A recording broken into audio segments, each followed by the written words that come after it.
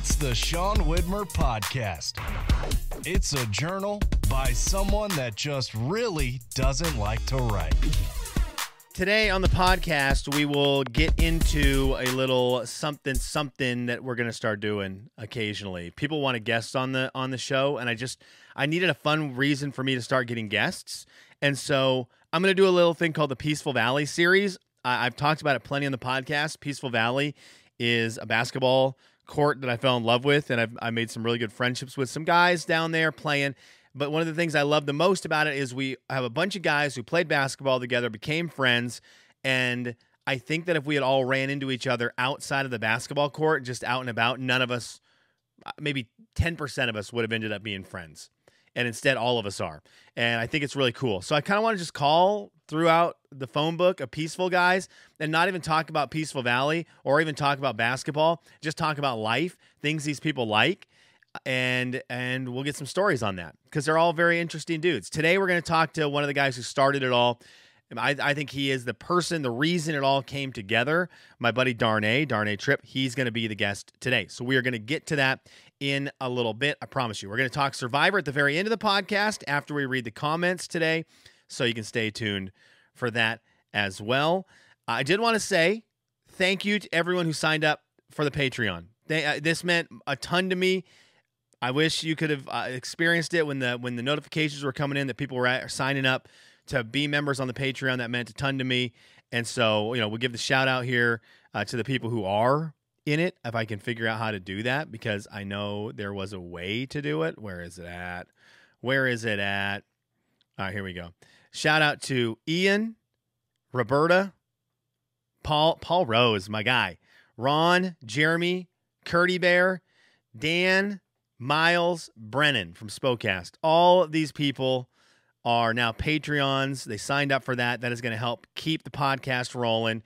It's also going to help me over time build up some of the equipment used to record the podcast, to film the podcast, all that. So thank you so much. It meant the world to me. It was like way more like just impressive than I thought it would be. So that was cool. So thanks for signing up for the Patreon, patreon.com/Sean Widmer Podcast. If you want to be someone who supports the podcast every month, that'd be cool. Again, we're just out here. We're going to try to keep this thing growing and getting a little more dynamic. Our dog, before we get to Darnay, I wanted to give a shout out to our dog. Is this just something that happens once you get kids and your kids are being annoying? Your dog decides they are going to join in. Our dog over the past 2-3 weeks has really, really pushed the envelope of our love. And I get it. Jovi is Anna's ride or die forever. Jovi is one of the first dogs that I ever actually liked. I grew up not liking dogs, came to Spokane not liking dogs, or came to the States in Spokane not liking dogs. And I think the first dog that I really ever enjoyed was my buddy Andy's dog, Solomon, an Australian shepherd that shed all over me, and I didn't care at all. And then his, at the time, girlfriend, now wife, Jalen, her dog, Charlie. Those are like the first two dogs that I liked and that got me into, okay, dogs can be cool. And then Anna brought Jovi into my life, and I fell in love with Jove. But I'll tell you what, that dog notices that the lack of attention is dwindling because the kids require a lot of it. We have gone through... I've gone through multiple shower baths for her because she is determined to run into the backyard, find wherever there is poop. She finds it now immediately, sprints to it, and just rolls in it, gets all over the place, comes running back into the house, smelling awful. We have to go bathe her off. She is really getting, the kids have taught her to eat the food off the table, which is just driving me crazy. She's always trying to jump on the table. But excuse me, we had a meltdown the other day. I took a coffee up to my wife in the morning, and I took her some. I think I made some pancakes that day. So I took her some pancakes, took her some coffee up to the bed, and she got up for 1 second to go use the restroom. Came back. Jovi had jumped on the nightstand, eaten the pancakes, and knocked over a whole thing of coffee all over our carpet and bed. What is the proper way to get coffee out of your carpet? That coffee stain has been the absolute death of our cleaning skills of the last 3 days. I think my wife has got a bit of, like, I think it's mostly under control. But, I mean, we were trying all the tricks. We tried that hot spot stuff, didn't work. Tried the mix of white vinegar, some Dawn dish soap, and something else. I forget what it was. Maybe just water, hot water, warm water. And that didn't work. And it was just, I mean, all because this dang dog is just pushing the envelope. So you spend your whole day kind of chasing the kids around. Occasionally they push your buttons. And then on top of it, your dog will go and do something just ridiculous. And it's like, you should know better. You have learned not to do this. Not our dog. Okay, let's take a quick... I'm trying to think how I'm going to do this. We're going to get into Darnay right now. So it's time to go to Darnay. We're going to go to the phones. I talked to Darnay on the phone, so if you're watching on YouTube, you don't see him. I'll put a beautiful picture of NBC7's Darnay trip, but you're not going to get to see his video. I didn't have it in me to figure out how to set up the Zoom call to work on the recording for YouTube. But here he is, Darnay Trip. Okay, Trip, you are the first in this experiment that I'm doing now in the podcast for a little bit. It's the Peaceful Valley series is what I'm calling it. So I'm the guinea pig. You're the guinea pig. It's NBC7 San Diego's very own Darnay Trip. And Trip, I think one of the things I want to do is I'm very thankful for basketball in general. I know you love it too.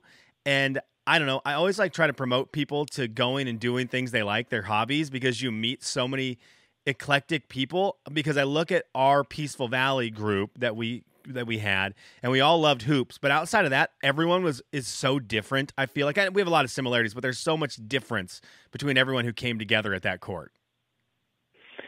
Well, yeah, for sure. And I think part of that was it started kind of with a core group of us in the media realm in Spokane that just wanted to get a run in.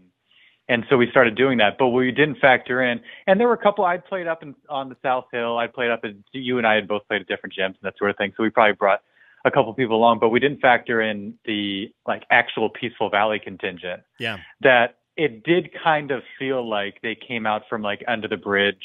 They emerged from the river. Yeah. Just from homes, they just crawl out the windows and onto the basketball court. And next thing we know, we had our 8 guys, and then there were 16. And, some of them stuck around. Not everybody did, but it ended up being a really fun, likable group of guys. And, there are definitely some friendships and relationships that emerged from that we never would have seen coming. But to your point, that's kind of what pickup basketball often provides. Yeah, so I just want to go through and talk to all the peaceful guys. It's just going to be fun. I think it'll be fun to have a catalog to remember guys in 10, 15 years whose names I forget, to go back and we're like, oh, yeah, you remember this person? You will not be someone I forget about. I talk to you plenty. What are we suggesting about our friendship here? No, also, is this going to spawn a 30 for 30? Yeah. I'm glad that the listening audience is clamoring for a Where Are They Now from the Peaceful Valley days. Since, is it even still going? You've been in Lexington for how long now? 6 months. 6 months. Okay. So this was after Peaceful Valley. So Yeah. We'll have to find out. We're getting close to Peaceful Valley season, usually in May. Yeah. The text thread would start going and guys would say, hey, who wants to give it a go and start this thing back up again? So it'll be interesting to see now that, you're the one that really spearheaded all that. If somebody takes the reins and if it lasts beyond your departure. They better. I want to do one of the calls with someone who's at the court. That's the goal by the end of this run. Okay, Trip. But mainly, this is just getting to chat a little bit. I have a question for you right off the bat. Excuse me, as I choke on my words. I'm out here. I've been screaming at my phone because there's sports stuff happening. We'll talk about it in a bit. But have you ever eaten at a chain restaurant?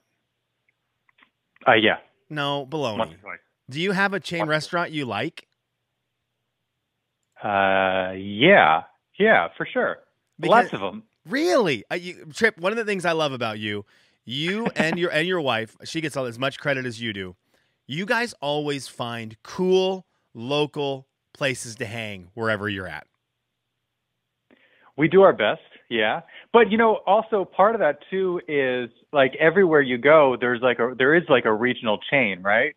And so before I moved here, I would hit up In-N-Out, when I visited San Diego, or Southern California, and when I lived in Georgia, there was Zaxby's, and if you're in the Midwest, there's Culver's.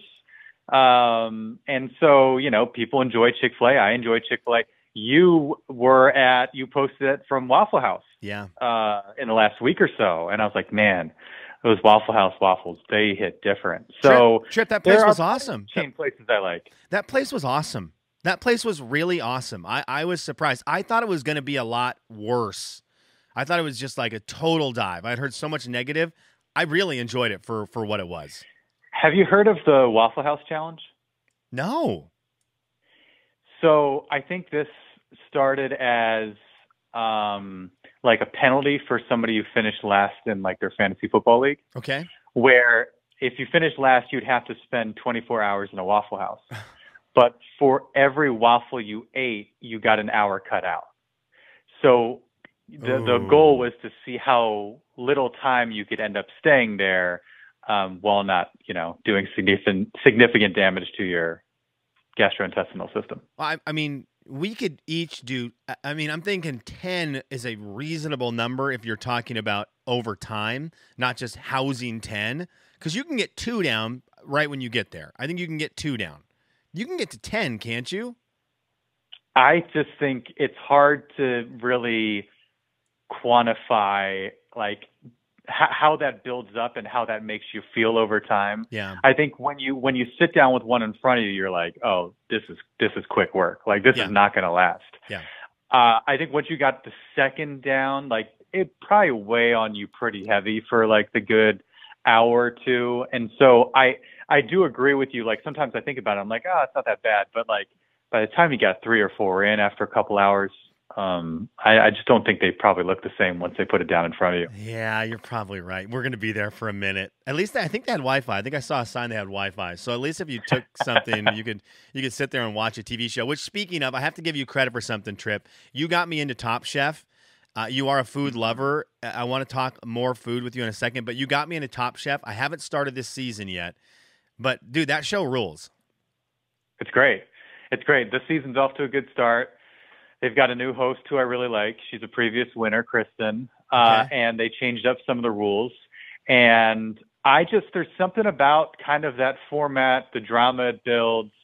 It's just really good, really enjoyable, easy to watch television. From a food standpoint, it's great. From a competition standpoint, some of the personality clashes.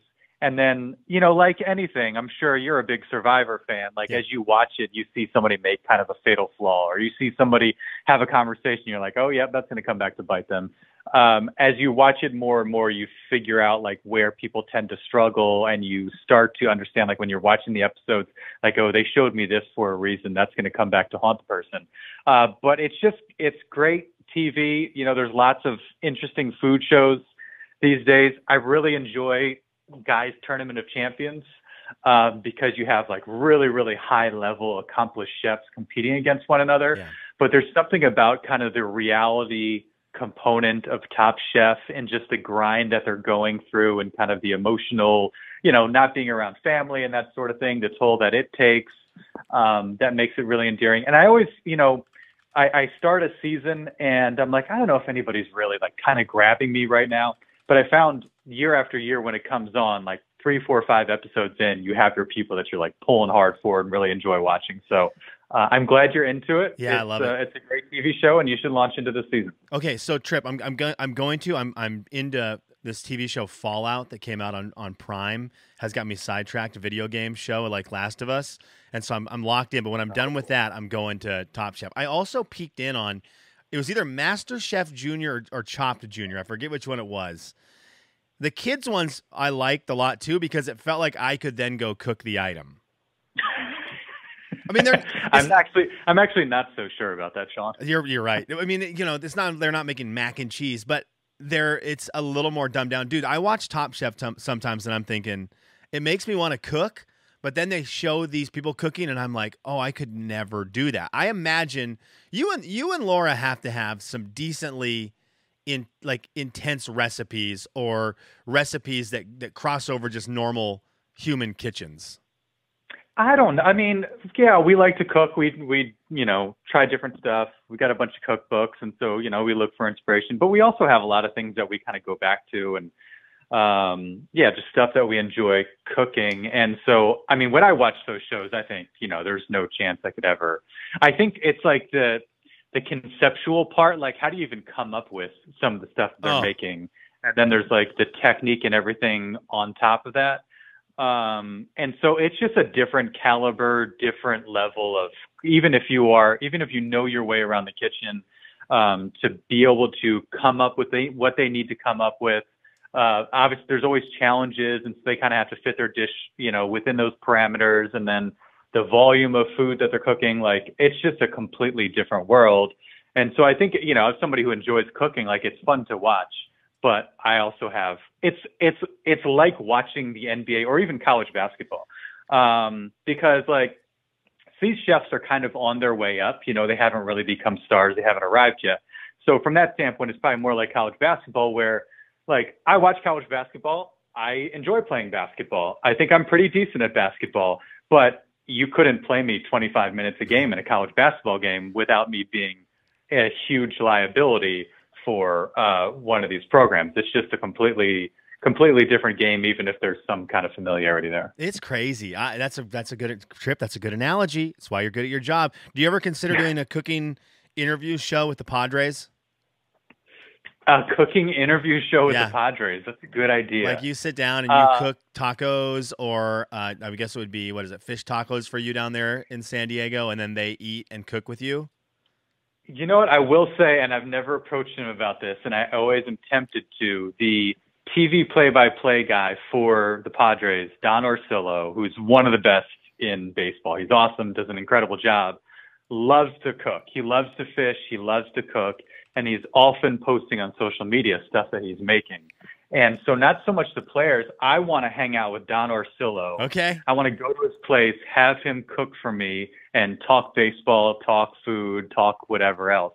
That's kind of my my white whale story idea that I've had for a while.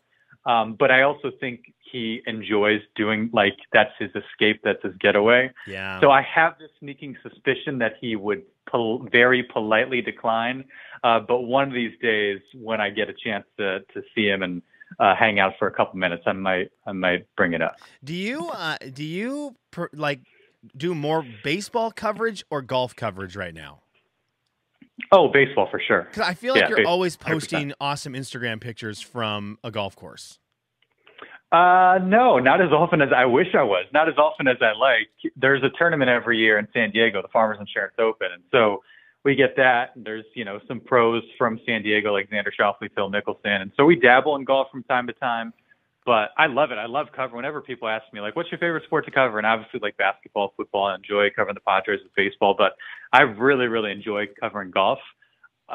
I think it's cool that you think I do it all the time. I love your Instagram. I wish I did it more. I love your Instagram pictures. Well, you are on Fryer is Darnay's podcast with the covering the Padres. I love it.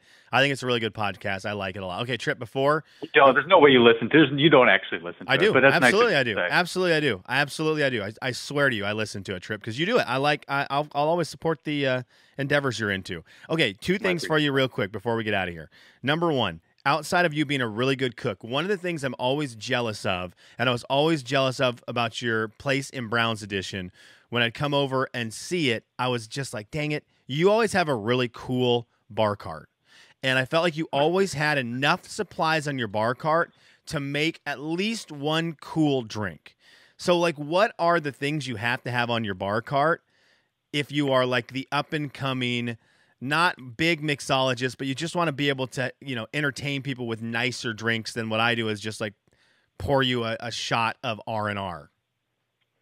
I do find, and this has been kind of a fun endeavor to go on, I think it's a lot easier than people realize, but I don't know, like I know a bunch of people do it and friends that are into it. I think it's pretty easy to learn and figure out once you kind of start experimenting with recipes and chat up a bartender here and there and get the right supplies. And I also think it's one of those things that people find really, really impressive. It's so cool. But I don't think it's really that hard. I don't think it's that impressive. It's just, you got to do it and you need some of the right stuff. Laura and I, big into, bourbon, whiskey cocktails, the old fashions, Manhattans of the world, the occasional Boulevardier, that sort of thing, a Sazerac perhaps. Whoa. But that's our, we're not really into the tiki drinks. We're not really into the tropical drinks. And so that's usually what we have is, bourbon, rye, maybe gin. This actually kind of started for me. It's funny when you bring it up. It started for the Spokane listeners at Ruins for me. Yeah. And Ruins, great restaurant in Spokane. I think they've moved, or I don't know what their status is at this point. They closed, I think. But it's a sad story, yeah. But I think the chef is doing something in Spokane, maybe at Sazerac Commons, but who knows? Maybe that's closed too. Oh yeah. But one of my favorite restaurants at the time, and they had great cocktails, great cocktails. And so I was there enjoying dinner by myself, which I don't mind doing. I'll go out to eat by myself. And I asked the bartenders, like, how do you make your old fashioned? And I might even still have it. She took kind of like a receipt paper, scribbled it down, gave it to me. And I had that with me like for the longest time with her recipe for an old fashioned. And I'll give you a little secret. It included something that's called gum syrup. And, in the traditional old fashioned recipe, you use like a sugar cube, you muddle it up, throw some bitters on, maybe some club soda or whatever. Gum syrup is a nice, really easy way so that you don't have to make a simple syrup or do some muddling or this or that. It's a sweetener, but doesn't have any sort of weird flavor. And it's really, really good. And so a decent bourbon, some gum syrup, maybe like a quarter ounce, third ounce of that, some bitters. There's so many different types of bitters. Experiment with bitters. Get a decent bottle of bourbon, a decent bottle of rye, some vermouth if you want to make a Manhattan, and then you're off to a good start. And then you can explore different recipes and variations from there. But that was the start for me, like a good bottle of bourbon, some bitters, the tools, which is just like a mixing glass, a spoon, the jigger, which, measures kind of the quantity of volume or the quantity of liquid that you're including, and you're off and running. So it doesn't take too much, but I think the payback is great because people think it's really, really impressive when you make them like a good old fashioned or a good Manhattan in the comfort of your own home. My wife still talks about, and I forget what the drink your wife made was, but she made something for Anna. We drank on your patio on Anna and one of our favorite trips we've ever made together to come visit you guys. Your wife made something, and she still talks about it today. Well, you should make that trip again. We're in. I mean, count us in. I would love it to make it without my children. Okay, speaking of children, Trip, before you go, you do something that puts me in a bad mental spot. I've got to give you some crap for it because it puts me in a bad spot. I have my kids, and I just try to get through the day. And so we're in the backyard. We're in the basement. We're back in the backyard. We're in the basement. And I'm just letting Huck cry locally. You are out with your kids 24/7. That's not true. Dude, Trip, you always have your kids on the carriers. You're walking somewhere. You have a cool picture of them in front of a sweet sign somewhere. You and the kids are gone all the time. Well, that's kind of how we keep the peace, I guess. What we've found is if it's a day where they're fussy or a little restless, if you throw them in the stroller, like they're happy, they're mostly quiet. And so a lot of times we're just kind of in the neighborhood. Sometimes we'll go on an excursion and go out and get something to eat or, check out a different neighborhood or what have you. That, as you know, can be a little bit more risky, as opposed to, just throwing them in the stroller, going for a walk, maybe going somewhere in the neighborhood, and you can always escape back home if things get a little haywire. So, some of it is just kind of a means to an end. Some of it is survival. There are definitely days where I would love to just sit in the house and not go anywhere. But there have been plenty of mornings or even some evenings where I'm like, you know what? Our only chance of having some amount of peace is if we drag ourselves out of the house and go for a bit of a walk. But it is really amazing. It's like they'll be beside themselves. They'll throw them in the stroller and start walking, and they're golden. But if you stop to get coffee and you're waiting in line and that stroller isn't moving, batten down the hatches. Oh, it's the worst. I can't wait till they start moving, because now I used to be able to throw Huck in the stroller, and he doesn't want to be in there anymore. He wants to walk, but he's not nearly as fast as Olivia, and so he gets left behind. And then it's chaos, because then you got 120 yards in front of you. You're on a sidewalk. You're terrified of cars. You got the twin thing might have been the way to go with that. They'll be on similar levels of movement. They will. That doesn't necessarily mean they're going to move in the same direction. That's true. That is true. All right, I appreciate you taking time. Everyone go listen to On Fryer to learn about the Padres, and then go. Can you stream NBC7? Can we watch NBC7 Sports Wrap?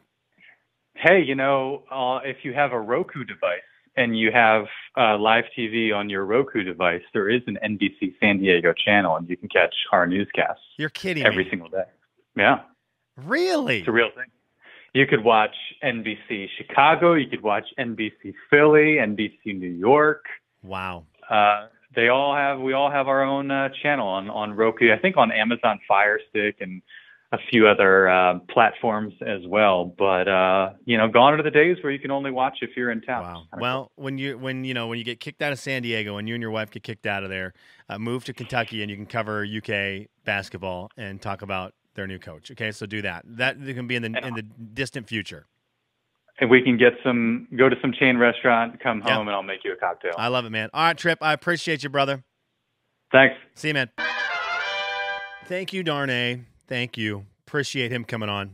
He really is an unbelievable mixologist. His bartending skills in a house are amazing, and I'm very jealous of it. I need to look into just the basic beginner setup for a bar cart, and just get one set up in the basement here, because I always liked it when I went over to Tripp's house that he would make you a cool drink.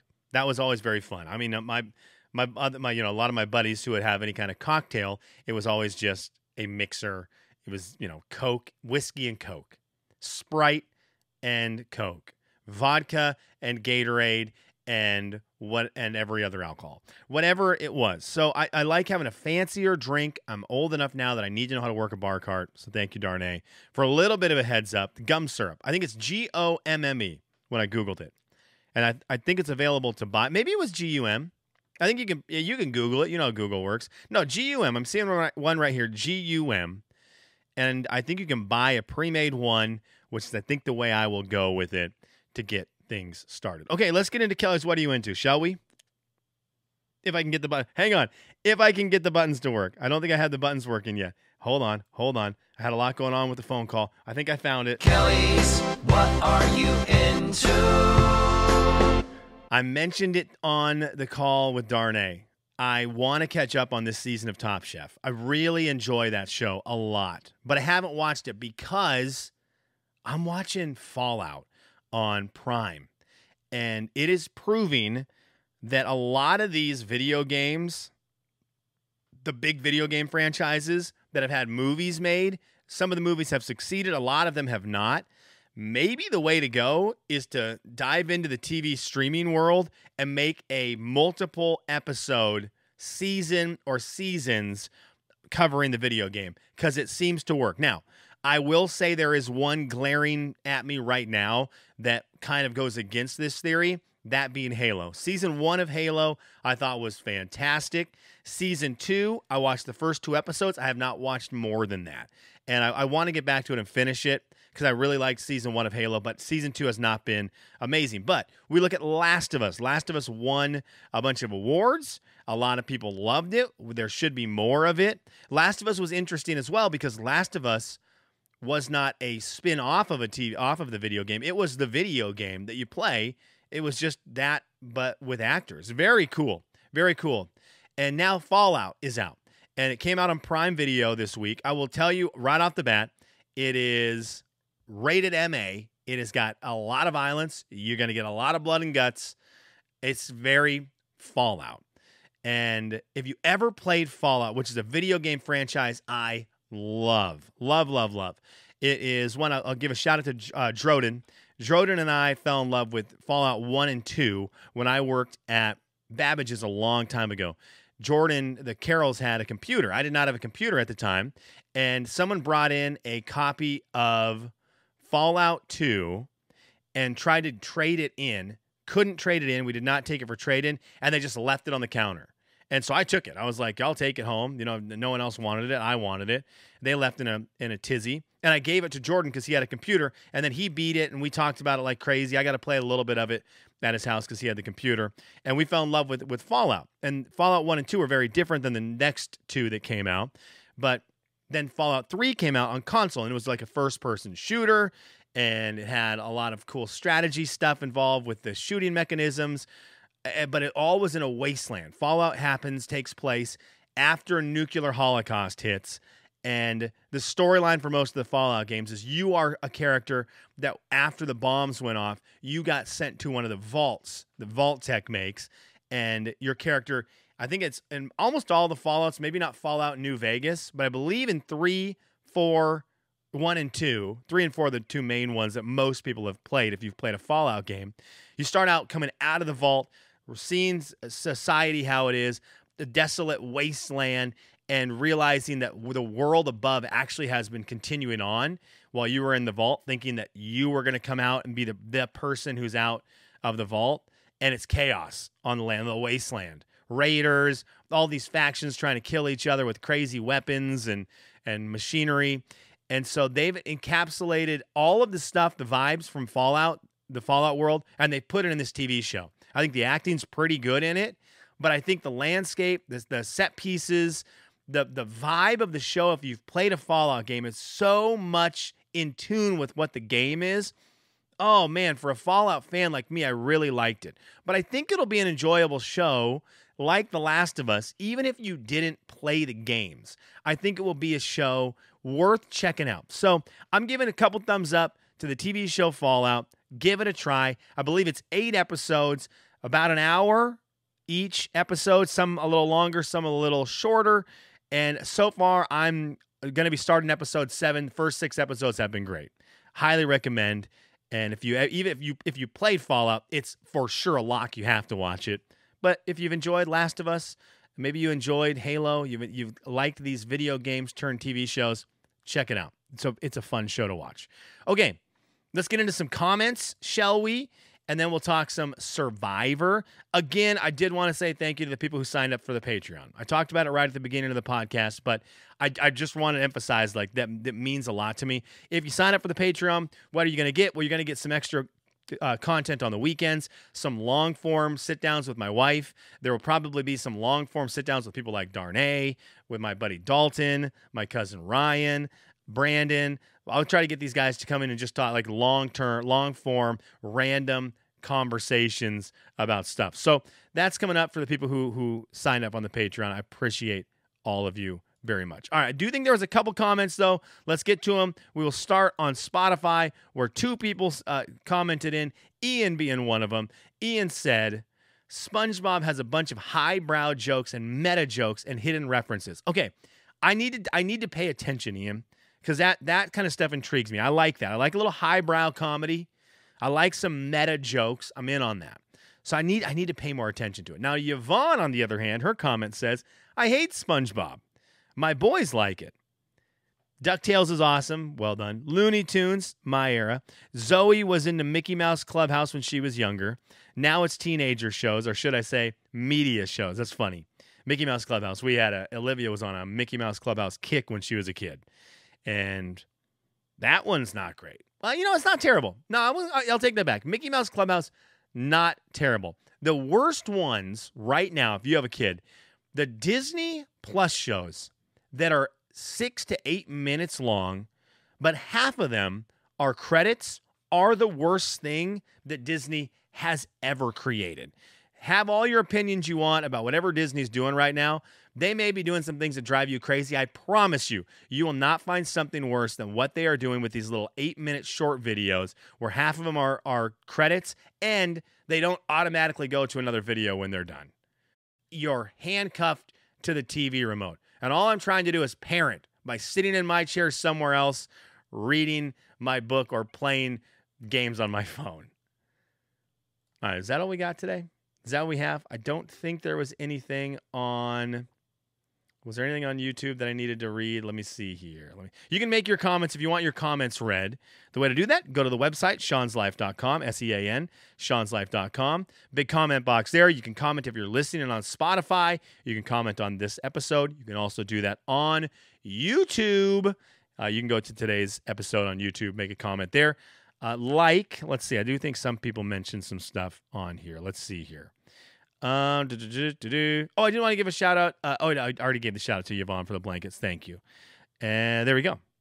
The comments that I was going to see were on some of the $50 million college basketball idea because someone said this is a genius idea. And then someone else said colleges can't just pay players. Well, Brimbino, that's the NIL thing. See, the college doesn't pay them.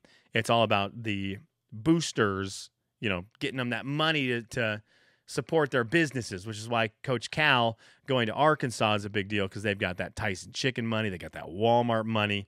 He's going to play a lot of players. Meanwhile, University of Kentucky out here has buried me.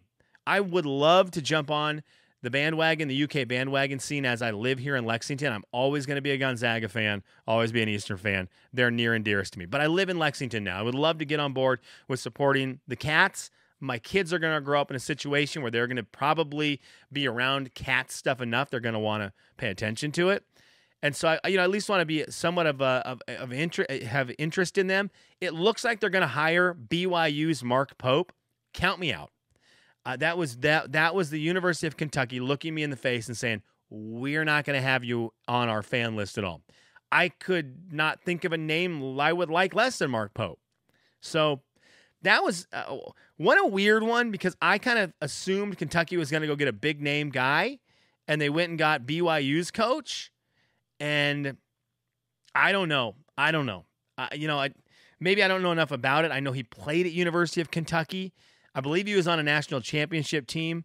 I believe one of the things I saw on Twitter was that he was Jeff Shepard, who's the father of Reed Shepard, who played for the Cats this year.